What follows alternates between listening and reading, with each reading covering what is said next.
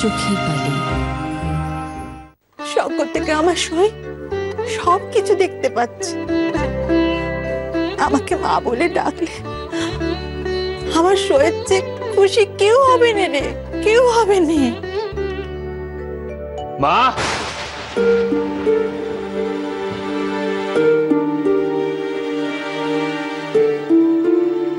মা তুমি ফিরে এসেছো সে খবর পেয়েই এলাম। শুনলাম নাকি আনন্দপুর থেকে তুমি এক কোন মহিলাকে তুলে এনেছো, আর সে নাকি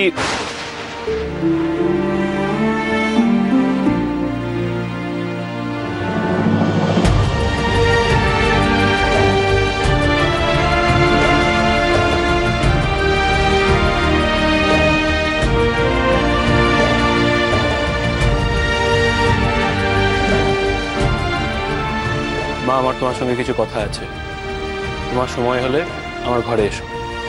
কি এমন কথা? যা বলার এখানেই বল।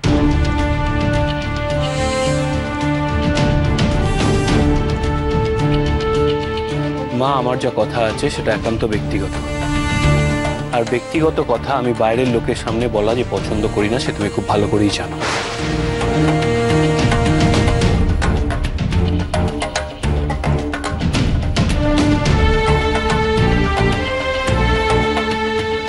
বাইরের লোক? তুমি বাইরের লোক আর ঘরের লোকের তফাৎ বুঝো মহেন্দ্রবাবু? ঘরের লোক দেখতে চাও? খুব শিগগিরই ঘরের লোক হয়ে আমি তোমায় দেখিয়ে দেব। ঠিক আছে, তোমরা একটু বাইরে যাও দেখি মহিনের কি গোপন কথা আছে একবার শুনি।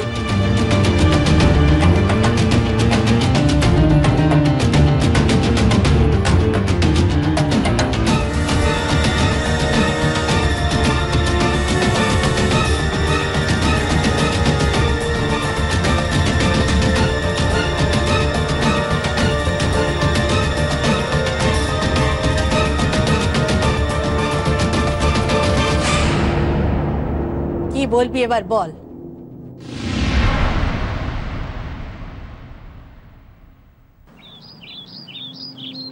দেখো, বড় গিন্নি তার ছেলেকে শাস্তি দেওয়ার জন্য ঘর ছাড়ল, ঠিক তার পরের দিনই ফিরে এলো ওই সইয়ের বিধবা মেয়ের হাত ধরে।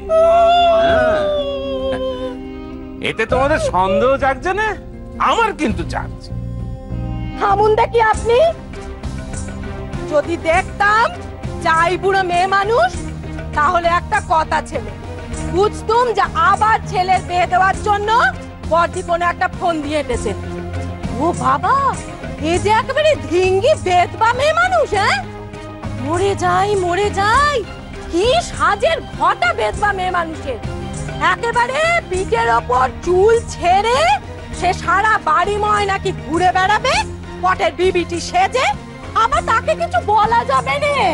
না দিদি, তুমি এতটা নিষ্ঠুর হয়েও না। বলি বেদবা বলে কি সে মানুষ নয় নাকি? তার কি সাদাল্লা থাকতে নেই? আমার মনে হয় বড় গিন্নি বেদদার সাগরের থেকে মন্ত্র নিয়েছে। ওটা এমনও তো হতে পারে ছেলের বেদবা বেদে আর ফোন দিয়ে আসছেন। বলো, আচ্ছা দিন দিন তোমার কি হচ্ছে বলো দেখি? ভীমরতি ধরেছে নাকি? ভীমরতি? বড় গিন্নি তার ছেলের সঙ্গে বেদ ভাবিয়ে দেবে? আর বাবা, সূর্যি পশ্চিমে উঠতে পারে সেও ঠিক, কিন্তু এই ঘটনা বড় গিন্নি কখনোই ঘটাবে না। আমার মনে হচ্ছে বড় গিন্নির এর মধ্যে বড় কোনো মতলব আছে। না না না না, ওই মেয়ে মানুষটাকে চোখে চোখে রাখতে হবে। সে জামাইবাবু আপনি আমার ওপর ছেড়ে দিন। ও মেয়ে মানুষকে আমি চোখের আড়াল হতে দেব না। মা সব কি শুনছি? কাকে এনে তুমি ঘরে তুলেছো? কে ওই মহিলা? ও আমার সয়ের মেয়ে, এখন থেকে সে এখানেই থাক। এখানে? মা, মজার বিষয় তো। তা বলি, এটা আমাদের বাড়ি না দাতব্যশালা? হ্যাঁ, যে যখন ইচ্ছা এসে ঢুকে পড়বে। বিনু তো নিজের ইচ্ছে এখানে আসেনি, আমি তাকে সঙ্গে করে নিয়ে এসেছি।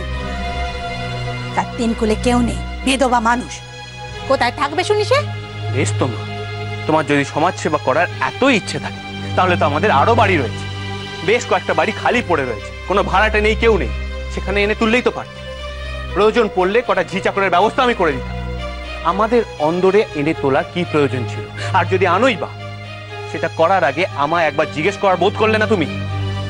কেন তোকে জিজ্ঞেস করতে হবে কেন? ও, এখন থেকে বুঝি এ বাড়িতে পান থেকে চুন খসলে তোর সম্মতি নিতে হবে? ভুলে যাস নে মহি, আমি কিন্তু এখনো ওই বাড়ি কর্ত্রী। এই বাড়ি থেকে আসবে, কাকে বিদায় করতে হবে তা ঠিক করবো আমি, তুই না। তোমার কথা আমি অস্বীকার করছি না মা, কিন্তু তোমাকে একটা জিনিস মানতে হবে, সংসারে থাকতে গেলে সংসারের বাকি 5টা মানুষের কথাও ভাবতে হয়। আমার কথা না হয় ছেড়ে দিন, বাড়ির বাকি লোকগুলো, কাকা বাবু, কাকিমা, ছোট কাকিমা, এদেরকে তুমি একবারও জানিয়েছিলে? এই কাজটা করার আগে তাদের পরামর্শ নিয়েছিলে? নাও, কেন নাও বলো? একবারও ভাবলে না অমন একজন যুবতী, অভিভাবকহীন বিধবা মেয়েকে এই বাড়িতে এনে তুললে 5 জন 5 কথা বলবে? ও, 5 জনে 5 কথা, তুই যেন কত কাম দিয়ে চলিস। ওই ঢিঙ্গি বউকে নিয়ে বেহায়াপনা করে বেড়াচ্ছিস, গুরুজনদের সামনে আধিক্যতা করছিস, দিনের পর দিন ওই বউয়ের কোলে জল টেনে আমাকে অপমান করছিস। তার বেলা 5 জন কি বললো সে কথা মনে থাকেনি? যত বিধি নিষেধ আমার বেলায়। তোমাকে বাধা? রসিকতা করছো মা? তোমাকে বাধা দেওয়ার সাধ্যি আমার কেন? এ সংসারে কারণ নেই। আর তাছাড়া মা, তুমি আমার ব্যাপারে যে কথাগুলো বললে সেগুলো একান্ত আমার ব্যক্তিগত ব্যাপার। আমি আর যাই করি, অন্তত বাইরের লোককে এনে আধিক্যতা করি না। আশা আমার স্ত্রী, তার সব দায় দায়িত্ব আমার এবং কেবলমাত্র আমার। তাই যদি হয় মই, তাহলে তুইও জেনে না, আজ থেকে বিনু বাইরের মেয়ে নয়, তাকে আমি নিজের মেয়ের জায়গা দিয়েছি। তার ভালো মন্দের সব দায়িত্ব শুধুই আমার, তাই এই নিয়ে মাথা না ঘামালেও চলবে। বাহ, চমৎকার, সোজা মেয়ের আসনে বসিয়ে দিলে দেখছি। বেশ, এটা জেনে রাখো মা, এ ব্যাপার নিয়ে মাথা ঘামানোর ইচ্ছে বা সময় কোনোটাই আমার নেই। তোমার যা ইচ্ছে তুমি তাই করতে পারো, কিন্তু একটা কথা কান খুলে শুনে নাও, এই ব্যাপারে যদি ভবিষ্যতে কোনো রকম ঝামেলা, কোনো রকম বিপদ ঘটে, তার জন্য কিন্তু আমায় দোষ দেবে না।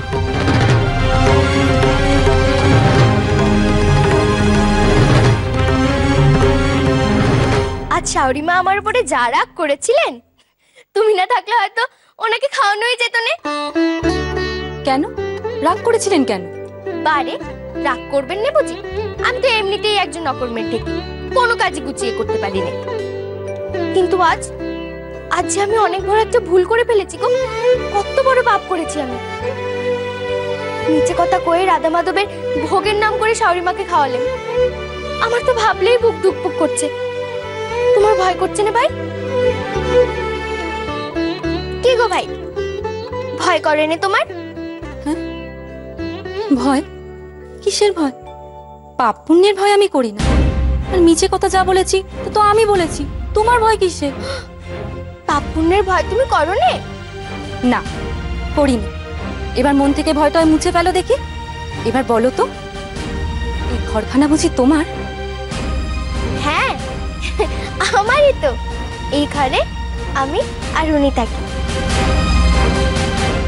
বাহ, তোমার পছন্দ তো বেশ চমৎকার। না না, এসব আমি পছন্দ করে আনিনি, আমার স্বামী এনেছেন। উনি খুব শৌখিন মানুষ, আবার খুব কুতকুতেও। উনি নিজের হাতে এটা ওটা কিনে আনেন, আর আমায় জিজ্ঞেস করেন আমার পছন্দ হয়েছে কিনা। আমি তো চাই এসব কিছুই বুঝি না, উনি জানেন আমার তাই খুব পছন্দ হয়।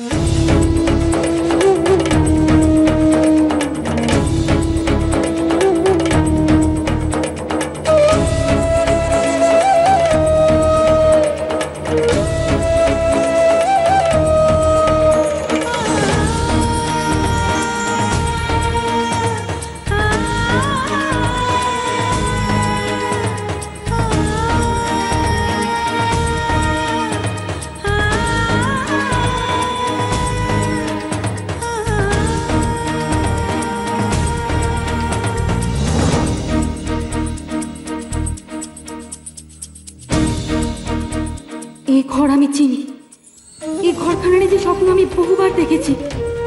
আজ তোমার জন্য ভিখিরির মতো আমি এই ঘরে এসে ঢুকেছি, অথচ আমি একদিন এই ঘরে রানী হতে পারতাম।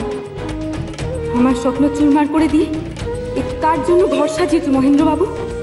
এই কেউ অশিক্ষিত মেয়েটার জন্য? কি পাবে, কি পাবে তুমি এই রুচিহীন বোধ বুদ্ধিহীন মেয়েটার কাছ থেকে? কিচ্ছু পাবে না, কিচ্ছু পাবে না।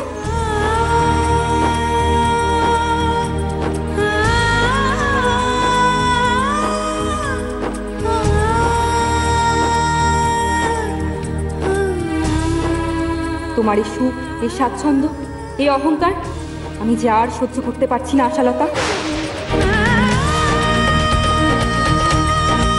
এবার থেকে এইসব শৌখিন জিনিস তুমি আমার জন্য এনে দেবে মহেন্দ্রবাবু, আর আমিও সাজবো তোমার জন্য।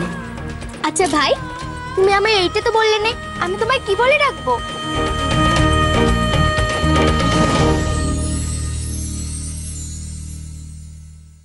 চোখের বালি, চোখের বালি।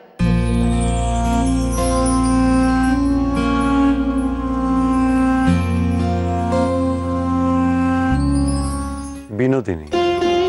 হ্যাঁ, বিনোদিনী। তা দিদি মেয়েটার পোশাক আশাক নিয়ে কোনো আপত্তি করেনি?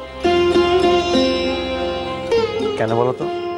না মানে বেধবা মেয়ে, কিন্তু ওরকম লম্বা লম্বা চুল, এরকম তো পাড়া গায়ে দেখা যায় না। বিহারি, আচ্ছা দেখছি তোমার একটা খবর দেওয়ার ছিল। মহিন্দা, খবর না হয় পরে দেবে, কিন্তু তোমার যে আর ঘরে বসে থাকলে চলছে না। গ্রীষ্মের ছুটি শেষ, আর বিয়ে ঝামেলা মিটে গেছে। ওদিকে কলেজে সবাই তোমার খোঁজ করছে। ছাড়ো ছাড়ো, সেসব কথা ছাড়ো। শোনো, আগে আমার এটা বলো, বিলেতে ওই চাবি দেওয়া একরকম কলের পুতুল পাওয়া যায় জানো? সে আবার কেমন পুতুল মই? হ্যাঁ গো কাকিমা, সেটাই তো বলছি। সে পুতুলকে ঘড়ির মতো দম দিলে হাত পা নাড়ি, কথা কয়, এমনকি চোখ পিটপিটা করে। কি মই, এমনও আবার হয় নাকি? হ্যাঁ গো কাকিমা, হয় হয়। সে পুতুল পুরো মানুষের মতো দেখতে, কিন্তু আমি তো ভাবছি চুনির কথা। ওরকম একখানা পুতুল যে ওই তোমার চুনিকে এনে দিই, বুঝলে কাকিমা? আল্লাহ দে তোমার চুনির মাথাটাই পুরো বিগড়ে যাবে। দাঁড়া মইন, তুই কি চুনিকে ওই পুতুল এনে দেবার কথা ভাবছিস নাকি? হ্যাঁ তো, আমি ভাবছিলাম ওই বিলেতে চিঠি লিখে পাঠাবো, ওরা পার্সেল করে পাঠিয়ে দেবে। এমনিতেও জাহাজে আসতে বেশ সময় লাগবে, সেজন্যই তো বলছিলাম বিহারি, আর দেরি করা চলবে না চিঠিটা লিখতে। মহিন্দা, তোমার একটা কথা বলার ছিল। বিলিতি কলের পুতুল তোমার মাথায় চেপেছে, সেটা ঠিক আছে, কিন্তু বৌঠান যে বিলিতি কলের পুতুল নয়, সে কথাটা মাথা থেকে দূরে করলে বোধহয় ভালো হয়। কথার মানে কি বিহারি? মহিন্দা, আমাদের সমাজে মেয়েদের শেখানো হয় যে শ্বশুরবাড়ি তাদের জীবনের সব। শ্বশুরবাড়ির লোকজনকে খুশি করা তাদের একমাত্র কর্তব্য। শ্বশুর শাশুড়িকে দেবতা কেন পুজো করতে হয়। আর বৌঠান এটাও জানে যে স্বামী তার জীবন, স্বামী তার মরণ। তাই সে নিজের স্বামীকে দেবতার আসনে বসিয়েছে। কিন্তু বৌঠান এই বাড়িতে এসে দেখছে স্বামীকে তুষ্ট করতে গেলে শাশুড়ি মা রুষ্ট হচ্ছে। এতটাই রুষ্ট হচ্ছে যে সংসার ছেড়ে চলে যাচ্ছে। আবার শাশুড়ি মার কথা শুনতে গেলে স্বামীর মুখ ভারী হচ্ছে, সে মুখ ফিরিয়ে নিচ্ছে। বৌঠানে যখন শাঁখে করাতে মতো অবস্থা মহিন্দা, বেচারি বৌঠান এখন যায় তো কোথায় যায়? আমাকে জ্ঞান দিচ্ছে বিহারি, তাও আবার সংসার ধর্ম নিয়ে। আমার মনে হয় মহিন্দা, তুমি যদি বৌঠানের দিকটা বোঝো, তাকে সাহায্য করো, তাহলে সব দিকটাই রক্ষা পায়। তোমার অবস্থা আমি বেশ বুঝতে পারছি বিহারি। শত ইচ্ছা সত্ত্বেও আশালতার বিয়েটা তোমার সঙ্গে হয়নি, হয়েছে আমার সঙ্গে। কি আর করবে বলো? সেই জন্যই তো বলছি, এখন আর আশালতাকে নিয়ে ভেবে কি লাভ তোমার? আর তাছাড়া স্ত্রী যখন আমার, তখন তার প্রাণ কিসে ওষ্ঠাগত, কিসে আনচান, সেটা না হয় আমি বুঝবো। তোমার এ ব্যাপারে মাথা না ঘামালেও চলবে, কেমন? মহিন্দা,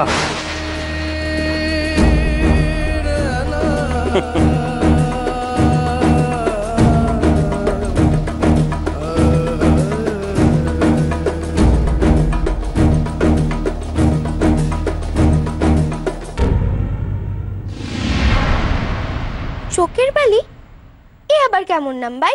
কেন পছন্দ হলো না বুঝি?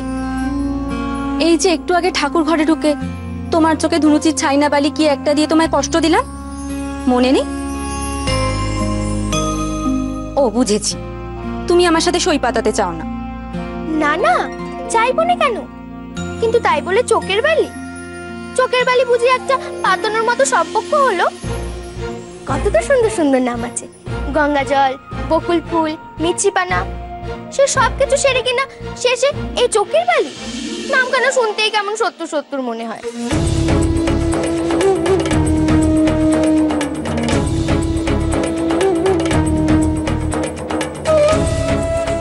সত্যই তো আমার পরম শত্রু তুমি আশালতা। আজ আমার জীবনটা তছনছ হয়ে গেছে শুধু তোমার জন্য, শুধু তোমার জন্য। তোমাকে আমি গঙ্গা জল, বকুল ফুল এসব নাম কি করে দেব? তুমি যে আমার চোখের বালি। জানো তো, আমার বৌদি, দিদি, জ্যাঠাইমা সবাই সবাই আমার ছোট্ট থেকে পোড়ার মুখী, হতবাগী, মুখপুরি এসব বলে ডাকে। সেসব শুনেই আমার অভ্যেস হয়ে গেছে। তুমি আমার চেয়ে বয়সে ছোট, কিন্তু সম্পর্কে সম্পর্কে তুমি আমার দিদিও নাও, বৌঠানো নাও। এ ভারী গোলমেলে হিসেব ভাই। তোমার ওই মুখপুরি পোড়া মুখির চেয়ে কিন্তু আমার চোখের বালি ঢের ভালো। হ্যাঁ ভাই, তুমি কিন্তু এই কথাটা ঠিকই বলেছো। আচ্ছা দাঁড়াও, চলো আমরা আগে সই পাতাই।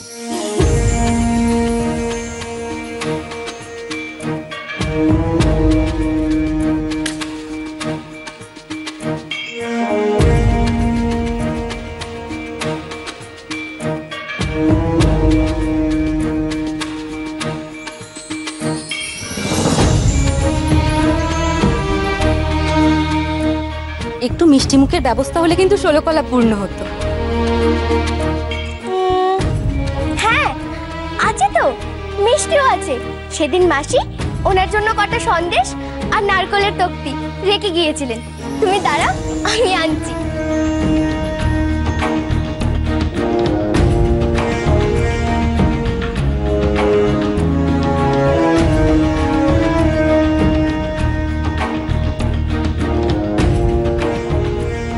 এসো ভাই, এখানে এসো, বসো।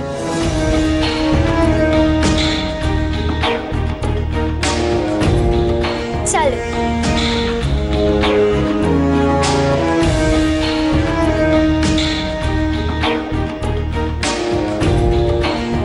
আজ থেকে আমরা দুজন সই পাতালে। আজ থেকে তুমি আমার চোখের বালি হলে।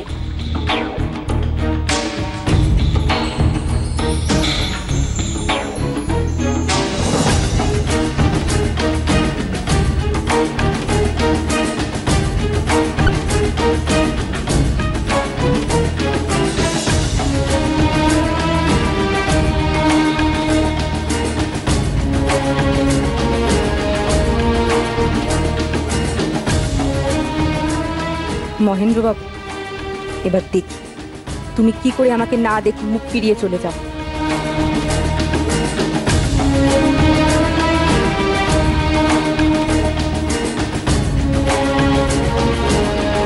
আমার তো শাওরি মাকে বড্ড ভয় করে, আর ভয় করে বলেই না আমি সব কাজ এমন গোলমাল করে ফেলি।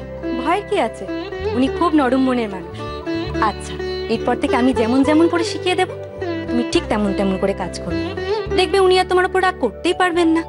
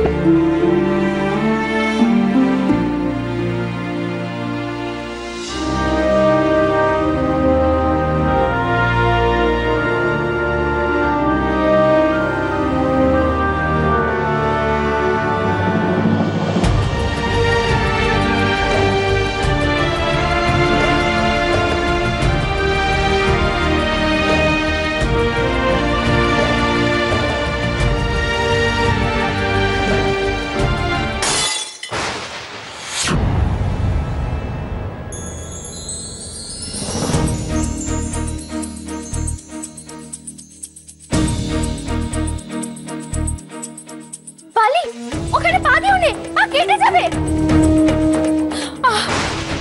বালি,